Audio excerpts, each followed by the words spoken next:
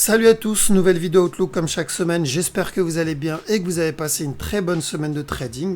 De mon côté, la semaine a été excellente, on a eu pas mal de bons trades, pas mal de petits trades court terme, même si j'aime pas trop trader court terme, mais des fois, bon voilà, si j'ai un peu de temps ou je vois un setup devant moi, je le prends. Et surtout, ce qui a fait que c'était une bonne semaine, j'ai pris mes profits sur de longs trades, donc des trades dans lesquels j'étais depuis longtemps, et ça fait toujours plaisir d'encaisser son argent. Donc espérons que ça va continuer pour la semaine à venir. Donc avant de commencer, comme toujours, merci à vous tous qui likez, commentez, toujours présents, toujours là à me soutenir. Franchement, ça me fait vraiment plaisir. Merci énormément. Et aussi, je voulais faire une petite annonce, plutôt un petit warning, surtout un warning, parce que on est de plus en plus sur ma chaîne YouTube, donc il y a de plus en plus de personnes qui regardent ma chaîne et j'en suis vraiment reconnaissant. Merci à tous et bienvenue à tous. Mais je voulais prévenir donc les nouveaux, ceux qui n'étaient pas encore au courant, que mes vidéos, donc c'est pas des signaux que je donne dans mes vidéos, attention. Ok, l'objectif de mes vidéos, c'est de faire découvrir une nouvelle méthode dans la communauté francophone qui n'est pas utilisée malheureusement et c'est dommage. Donc je vais faire découvrir cette méthode et surtout donc les weekly outlook que je fais, c'est-à-dire les prévisions de manière que je fais, c'est pas des signaux, ok? Je donne uniquement mon avis sur la direction long terme du marché, d'accord? J'insiste bien là-dessus, la direction long terme du marché, donc je ne donne pas de setup d'achat, de setup de vente et surtout pas court terme. Par exemple, Oddcad ici, ça fait des semaines que je dis quoi? Je dis on achète à chaque nouveau plus bas, Oddcad. Okay, donc je cherche de l'achat et j'ignore de la vente. Mais ça ne m'empêche pas d'annoncer de la vente. C'est-à-dire je dis, par exemple là sur l'Oddcad de la semaine dernière, j'ai dit attention, on peut avoir un running flat et donc un dernier plus bas. Okay, c'est ce qu'on a eu. D'ailleurs ce running flat, voilà, c'est celui-là. Donc on l'a eu le running flat, mais il faudra qu'il vienne casser ça pour qu'il le valide. Mais j'ai annoncé cette possibilité, mais j'ai bien dit aussi que j'ignorais tout setup de vente parce que je me concentre sur le long terme. J'ignore la vente et je me concentre sur les opportunités d'achat. Okay, parce que je ne trade pas court terme, c'est très rare. Ça m'arrive, mais c'est très rare. Et je trade plutôt long terme. Donc, quand je donne mon avis, c'est souvent, c'est tout le temps quasiment long terme. D'accord? Donc, n'essayez pas exemple, les GBP, si vous m'avez suivi, donc si vous n'avez pas vu, vous pouvez aller regarder mes setups GBP d'il y a quelques mois. Donc GBP NZD par exemple, quand il en était à là, je disais quoi? Je disais, on va avoir un up, mais je vais ignorer tout setup d'achat, je vais me concentrer sur de la vente. À chaque fois qu'on avait un setup d'achat, je disais, j'ignore l'achat, même s'il monte, j'achète pas, mais à chaque nouveau plus haut, je cherche de la vente. Quand il a fait ça, j'ai dit la même chose. À chaque nouveau plus haut, je cherche de la vente. Parce que moi, ce qui m'intéresse, c'est pas ces petits mouvements vers le haut. Ce qui m'intéresse, c'est ce gros mouvement vers le bas. Ok, c'est le mouvement daily. C'est ce gros mouvement. Moi, c'est ce que je trade. Donc, quand je vous donne mon avis, c'est pour aller chercher ce genre de mouvement, pas les petits mouvements. Donc, faites attention. C'est-à-dire que après, si vous utilisez mes vidéos pour vous on va dire pour vous guider, uniquement pour vous guider, exemple, vous voulez acheter dans cette zone et vous utilisez mes vidéos pour vous dire ok, apparemment d'après ce qu'il dit, on est dans une zone de correction, il peut se retourner à tout moment, il y a un gros mouvement vers le bas qui arrive, donc je suis en train de trade contre la trend parce que on est sur du down, donc je dois faire attention. Donc si vous voulez utiliser mes vidéos pour sécuriser votre trade, pourquoi pas, à ce moment-là, il n'y a pas de souci, mais pas comme de la vente, parce que celui qui a vendu ici, parce que moi, quand il a fait ça, j'ai dit, on cherche des setups de vente là, parce qu'on pouvait l'avoir à tout moment. Celui qui a vendu ici, bah, il est déçu. Celui qui a vendu ici, il sera déçu. D'accord? Donc, c'est pour ça que, surtout si vous ne savez pas lire la structure, maintenant, quelqu'un qui sait lire la structure, lui, il verra que c'est un buy, et lui, il verra que c'est un buy. Okay, mais ce n'est pas le cas pour tout le monde. Là, je parle principalement aux nouveaux. Donc, attention, ce n'est pas des signaux. Je vous déconseille de prendre mes vidéos comme des conseils d'investissement. Mais si vous voulez savoir la direction, à ce moment-là, il n'y a pas de souci. Ok, voilà, donc je voulais mettre ça au clair avant de commencer. Et on va attaquer tout de suite. Donc, tranquillement, on va aller vers Oddcad. Donc, Oddcad, on a vu qu'on pouvait avoir le running flat ici. Et apparemment, il a été validé. up, donc ce running flat, bon, il sera complètement validé s'il casse ce dernier plus bas. Mais moi, ça, ce qui m'intéresse le plus, c'est plutôt l'achat. Alors, je vous avoue un truc, la vente, le running flat ici, je l'ai quand même pris. Ce move là, je l'ai quand même pris. Donc j'ai vendu dans cette zone. Attendez, je vais chercher mon MT4. Tac, MT4. Hop là. Voilà.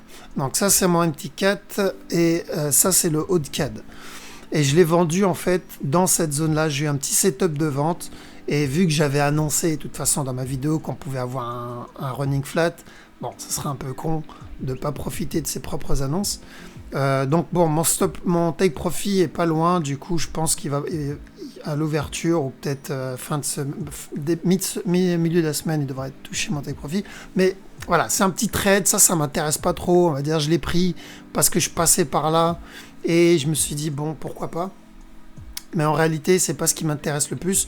Ce qui m'intéresse, c'est le gros move, d'accord? C'est vraiment le up move, le trade D1. Hop, trade D1, elle est où? Voilà, donc c'est ce trade D1. Donc ou pour un running ou pour un expanding, on verra. Mais ce petit move, c'était voilà, c'était le petit dessert, on va dire. Mais concentrez-vous plutôt sur la direction long terme. Et la direction long terme pour Haut-de-CAD, c'est de l'achat et pas de la vente. Donc dès qu'il casse le plus bas, on surveille un autre setup d'achat. ODNZD, ODNZD pareil, c'est de l'achat. Maintenant, faites attention juste à un possible running flat encore, oui, pour ce move. Donc là, on peut avoir un A, on peut avoir un B, on peut avoir une grosse impulsion vers le haut ici. Et dès qu'il fait cette impulsion, on peut avoir un dernier down et ensuite l'achat qu'on cherche. Ok, donc faites attention à cette possibilité. On profitera du up pour rentrer, mais on fait attention parce que ce up, ça peut être juste le C d'un running. Il nous donne un autre plus bas. Hop, donc il peut nous valider juste le C du running flat. Et après, il n'est pas obligé, il peut continuer à monter tout de suite, mais d'après la structure, d'après ce que je vois ici, donc oui, on peut avoir encore un autre plus bas, et ensuite le up qu'on cherche. Ok, donc on fait attention. Mais ce qui m'intéresse en tout cas, c'est de l'achat sur ODNZD. Bon, ça, j'arrête pas de le répéter, je sais, mais j'ai pas envie que je reçois des messages après, parce que j'ai déjà reçu, on me dit ouais, je l'ai loupé ce trade, etc. Donc voilà, on surveille de l'achat sur le long terme. ODUSD, pareil, on surveille toujours de l'achat, même si on a ce down. Donc je vous avais dit aussi que on pouvait avoir un mouvement en 5 temps, donc vous pouvez aller regarder mes anciennes vidéos. Donc on pouvait avoir un WX YXZ, donc grosse probabilité qu'il est en train de valider ça comme structure. Bon, moi ça, encore une fois, comme je dis, ce down move m'intéressait pas. On en parlait avec un élève où on hésitait à prendre le sell parce qu'il y avait deux possibilités, c'est du 50-50. Moi j'ai préféré laisser couler et à la cassure de ce bas, je surveillerai des setups d'achat. Ok, donc on surveille de l'achat. Bitcoin, franchement Bitcoin, je vais pas m'attarder dessus parce que c'est de l'achat tout simplement. Donc là il peut très bien venir faire un nouveau down, donc up down et ensuite monter, comme il peut monter tout de suite. Ok, il y a ces deux possibilités là. Je m'attarde pas sur ce qu'il fait dans cette zone parce que je ne trade pas la crypto. J'investis dans la crypto, d'accord? J'investis sur le long terme, donc ce qu'il fait ici ne m'intéresse pas vraiment. Je sais qu'il corrige pour un achat, c'est tout ce qui m'intéresse. Donc on surveille des setups d'achat sur Bitcoin.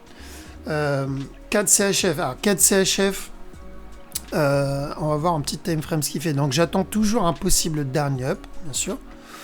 Ouais, donc j'attends toujours un up. Ce mouvement il est quand même assez agressif pour une correction. Si c'était un down, il aurait fallu que ça soit vraiment une correction, donc un mouvement correctif, plus comme ça ou comme ça. Mais là, il est assez agressif. Donc, pour qu'il puisse valider le downtrend, il faut vraiment qu'il nous donne un mouvement correctif. Okay, à ce moment-là, ça sera le down. Mais tel quel, je vois plutôt donc, le dernier up. Ne pas acheter maintenant, c'est extrêmement risqué. Moi, j'attendrai plutôt la cassure de ce top et à partir de là, je vous tiendrai au courant. Là, il n'y a rien à faire sur 4CHF, c'est vraiment risqué parce que c'est du 50-50. 4JPY, qu'est-ce qu'on a sur ce move? Ah oui, donc je vous ai dit possible running, je ne sais pas si vous vous rappelez, quand on pouvait avoir un possible running flat et ensuite un up, ok? Donc Le souci, c'est que ce mouvement est trop correctif pour que ça soit le running que j'attends. Maintenant, c'est possible, mais j'y crois moyennement, ok? Donc, je pense qu'on va avoir un up, mais je m'attends toujours à cette impulsion pour valider un running flat. Je sais pas pourquoi, mais j'attends encore cette impulsion parce que ce mouvement, pour moi, il n'a pas été corrigé comme il faut. Donc, pour moi, ça, c'est juste un mouvement, un possible mouvement en 5 temps, 1, 2, 3, 4, 5. Et donc, ça devient le premier move pour un 1, 2, 3. Et ensuite, on aura le 1, 2, 3. Ok, ça, c'est cette possibilité. Mais au final, peu importe ce qu'on va voir ici, running flat ou pas, je pense qu'on est encore sur de l'achat. Mais on garde en tête toujours la possibilité du mouvement en 5 temps parce qu'on est toujours dans la zone. Ok, on est dans la zone, donc je ne vais pas rentrer dans l'explication c'est quoi cette zone. Mais on est toujours dans la possibilité d'un mouvement en 5 temps. 1, 2, 3, 4, 5. Okay, avant le buy. Donc, qu'ils viennent valider un running flat et ensuite ils montent, ou qu'ils viennent casser le dernier plus bas et ensuite ils montent, comme j'ai dit, on vise le long terme. Et le long terme, c'est de l'achat. Ok ? Maintenant, ceux qui cherchent de la vente, bah, il faut attendre une correction ici. Mais c'est extrêmement risqué parce que ce move, il est correctif. Enfin, c'est extrêmement risqué de vendre, ok, parce que ce move est correctif qui annonce plus de l'achat que de la vente. Alors, CHF, JPY. CHF, JPY, on est plus dans une correction, ici, pour de la vente. Mais comme je dis depuis un bon moment déjà, la vente ne m'intéresse pas. Ok, la vente ne m'intéresse pas. Ce qui m'intéresse, c'est de l'achat. Donc, même s'il vient chuter ici, ou s'il vient casser ce plus bas, je m'en fous. Ce qui m'intéresse, c'est le long terme. C'est le gros mouvement, la grosse impulsion. D'accord? Donc, juste pour rappel, ceux qui n'étaient pas là au départ, ce gros down ici, cette grosse impulsion D1 là, je l'avais annoncé quand le marché il en était à là. Ici, j'ai dit de vendre parce que ce mouvement, on l'a anticipé. D'accord? Donc, moi, c'est ça que je cherche, mais dans l'autre sens. Donc, vous comprenez pourquoi ces petits mouvements, pour moi, c'est ridicule.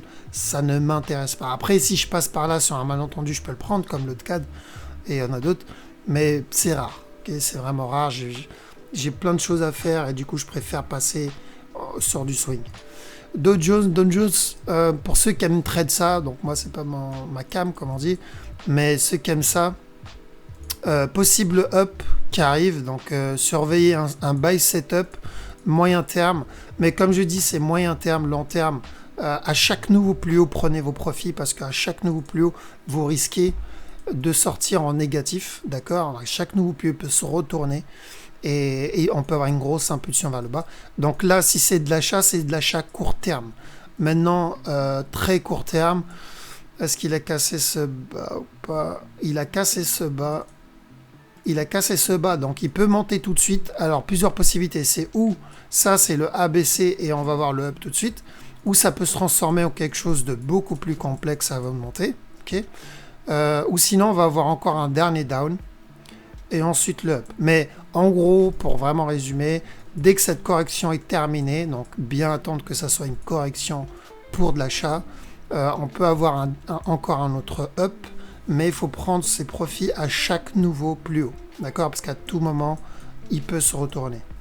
Et c'est ça le problème, c'est que vous êtes au top et vous ne savez pas à quel moment il peut se retourner. Et on n'achète pas au top.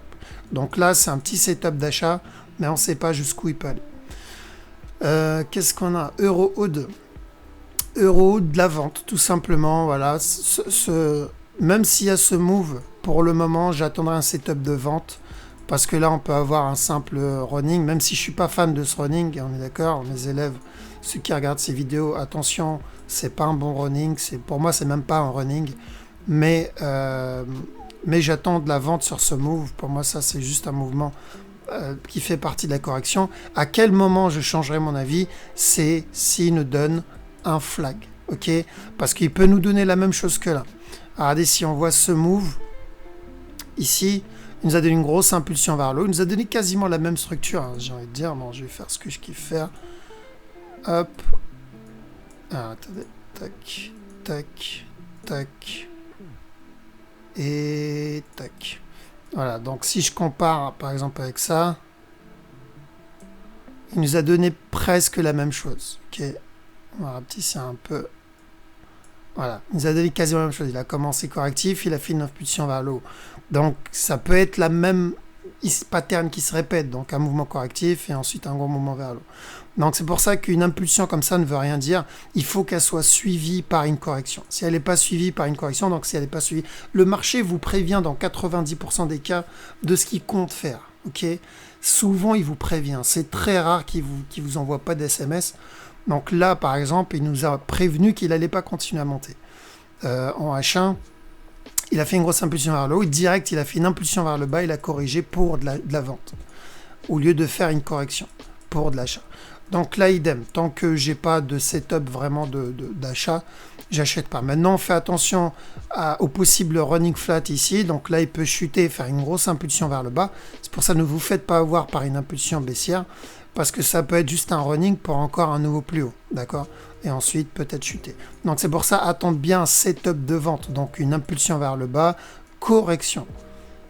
Ok? Donc là, il peut faire ça, ça. Et s'il fait ça, là, bien attendu, une impulsion vers le bas, correction. Et ensuite, on cherche de la vente.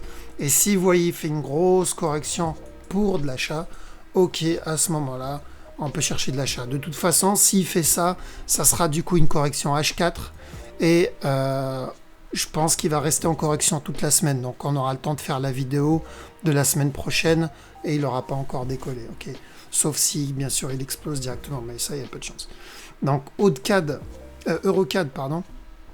Eurocad, on fait attention, comme j'ai dit ici, parce qu'il peut se retourner pour un running à tout moment. D'accord? Donc on surveille ce qu'il y a là.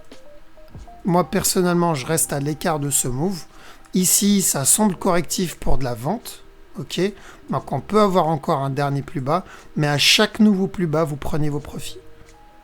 D'accord? Donc, à chaque nouveau plus bas, vous prenez vos profits. Là, faites gaffe parce que ça peut être une correction haussière.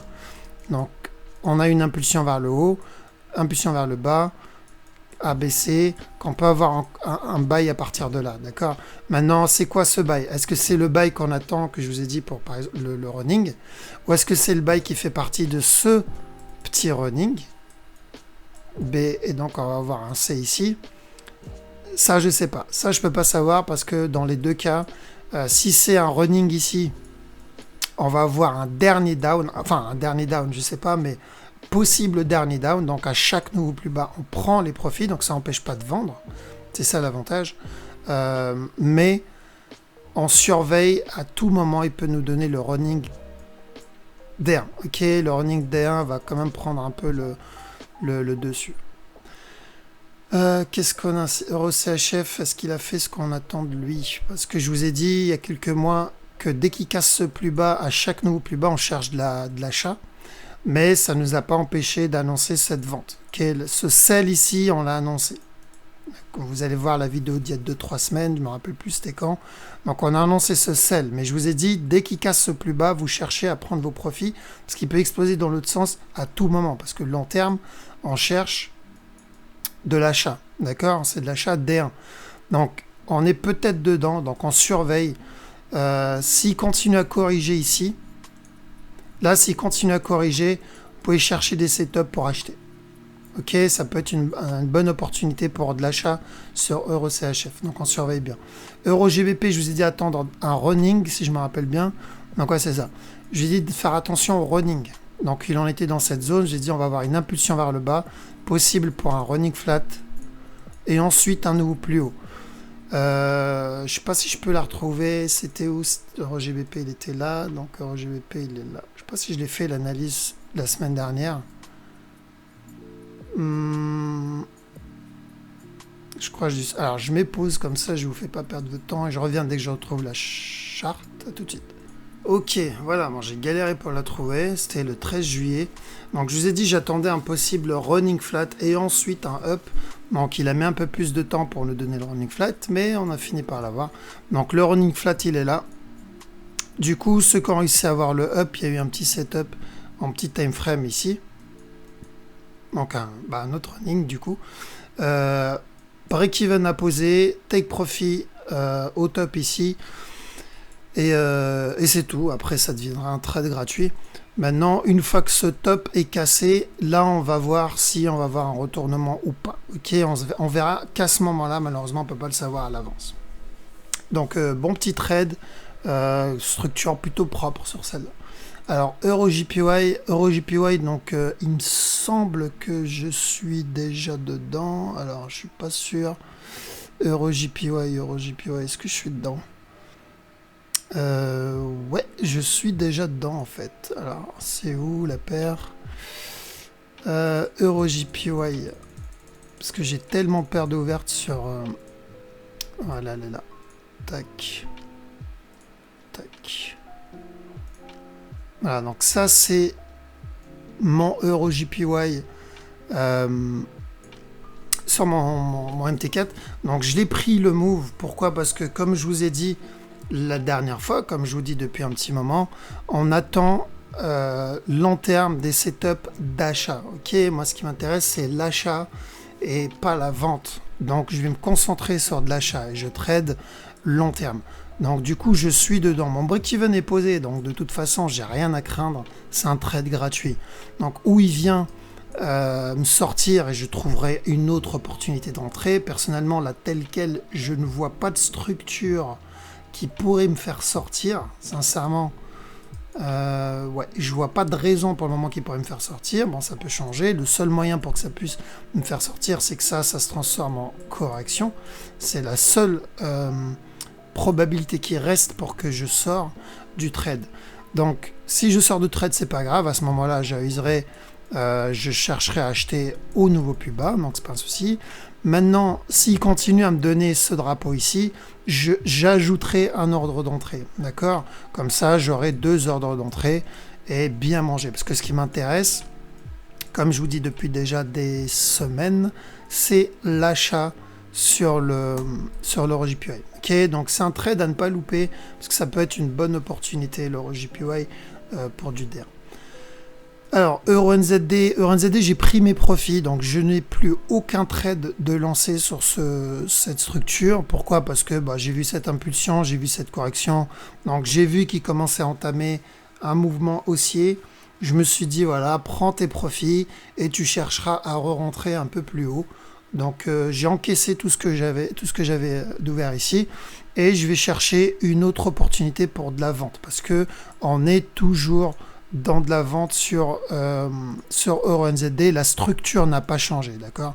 Donc, il faut qu'il me donne vraiment une correction ici pour me dire, écoute, t'as bien mangé, maintenant c'est terminé. Mais pour le moment, c'est pas le cas. Là, pour moi, c'est toujours un possible down, d'accord? Je crois qu'on a vu une structure précédemment, c'était à peu près la même chose. Je sais plus c'était quoi. Mais c'est pas un running, hein, au cas où vous vous demandez, non, c'est pas un running flat. Mais toujours je cherche de la vente, mais il faut attendre un setup de vente. S'il corrige, ok, à ce moment-là j'oublie la vente, mais franchement il y a peu de chance. Je vois toujours de la vente au moins jusqu'à ce bas-là. Mais rentrer maintenant c'est extrêmement dangereux parce qu'il peut changer la structure. Qu'est-ce qu'on a? GBPO2, je vous ai dit, on va commencer à rentrer dans une correction bientôt. On ne savait pas quoi, ni quand, ni comment. Mais la structure m'a annoncé, attention, possible correction. Donc le mouvement, pour le moment, pour moi, ça, c'est une correction qui est en cours. Okay, donc là, il peut faire ça, il peut faire ça. On peut être là-dedans pendant un long moment. Donc c'est une bonne nouvelle pour ceux qui ont loupé la structure, qui ont loupé le move. Là, ils ont leur deuxième chance. Mais il faut être patient, il faut patienter, d'accord? Pour le moment, il n'y a pas de setup. Après, ceux qui traitent court terme, il y a peut-être un setup de vente court terme, je dis bien court terme. Donc ça, c'est une impulsion. Là, on peut avoir une correction pour un down.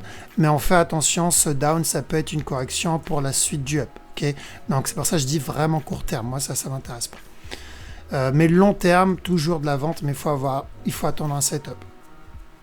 GBP... NZD, pareil pour GBP NZD, on est juste dans une phase de correction, faut être patient, attendre un setup, et une fois que la correction est terminée, là on peut continuer à de la vente. Par contre, ça sera le dernier down à cette zone-là, donc j'arrive plus à parler, donc au down ici, au plus bas, vous pouvez prendre vos profits, d'accord? Parce que là on est vraiment, je pense, sur le dernier down, et là on commencera à surveiller pour la suite, c'est-à-dire pour du daily ou du weekly, ce qu'il va pouvoir faire. Est-ce qu'il va continuer à chuter ou est-ce qu'il va nous donner une plus grosse correction pour le gros down? Ok, ça on le verra plus tard, on n'en est pas là. On a déjà mangé tout ça, bien joué à vous tous. Donc GBP JPY, je vais pas m'attarder dessus parce que là j'ai aucun setup, on est vers la fin d'un move, donc là il peut ramper, il peut continuer à ramper, mais chaque nouveau plus bas est un risque pour une explosion vers le haut. Ok, donc c'est pour ça moi je reste à l'écart. Il y en a qui me disent pourquoi tu ne traites pas, tu t'analyses pas GBP JPY, parce que je ne prends pas des mouvements à la fin d'une structure, ça ne m'intéresse pas. Je prends des mouvements sur le début avec une belle structure. Là, on est vers la fin, on a une grosse divergence qui se prépare, le marché est en train de s'essouffler ici.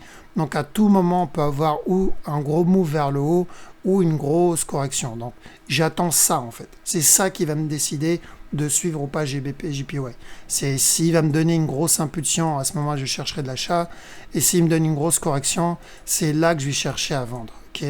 Là, le move ici, bon, ça y est, c'est fini. On y va à la fin de ce move.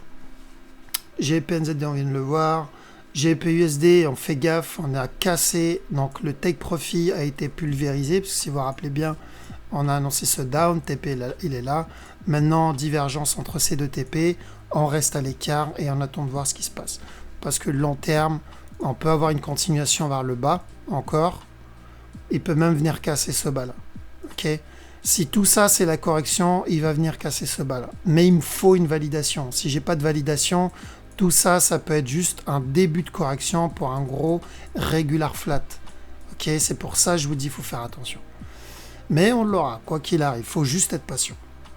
Parce que si c'est un mouvement à 5000 ou 3000 pips, le mouvement va mettre quelques mois, si ce n'est peut-être un an pour atteindre le taux. Là, il a mis combien de temps? Il a mis, pour atteindre rien que le top, 456 jours. Donc, vous imaginez bien que un up D1, si on doit avoir un up, il y a le temps. NZD4 de la semaine dernière, je vous ai dit de faire attention au running flat, si vous vous rappelez bien.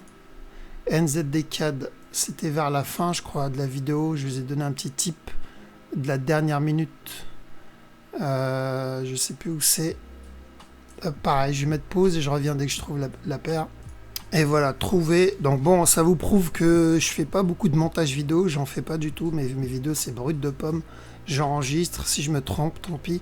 Donc ça, c'est ce qu'on a vu la semaine dernière. Je vous ai dit, on fait attention au running flat pour de la vente sur un NZD CAD. Et c'est ce qu'on a eu, il me semble. Je crois que je l'ai pris d'ailleurs, le sell. Alors attendez, c'était en quoi? C'était en H1. Ouais, voilà, donc je vous ai dit, faites attention à ce possible move ici. Tac. Hop, on va faire avec ça. Donc ce possible running flat ici pour un dernier down. Ok, donc moi perso, j'en ai profité, même si c'est du court terme et j'aime pas trade court terme.